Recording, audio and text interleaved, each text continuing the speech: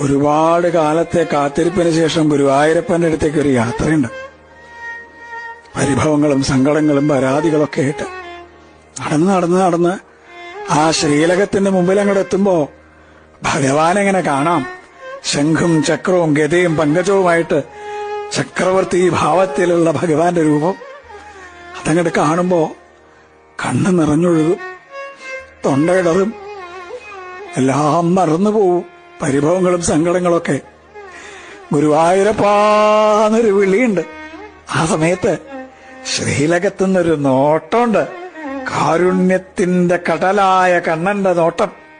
ഞാനില്ലേ കൂടെ എന്ന് പറഞ്ഞിട്ട് ആ കണ്ണനെ ഹൃദയത്തിലേക്ക് നിറയ്ക്കുമ്പോഴേക്കും ദ്വാരപാലകർ നമ്മളെ നിൽക്കിണ്ടാവും. പക്ഷെ ആ കാരുണ്യം നിറഞ്ഞൊരു നോട്ടല്ലേ, അത് മതി നമ്മളെ പരമാനന്ദത്തിൽ ആറാടിക്കാൻ.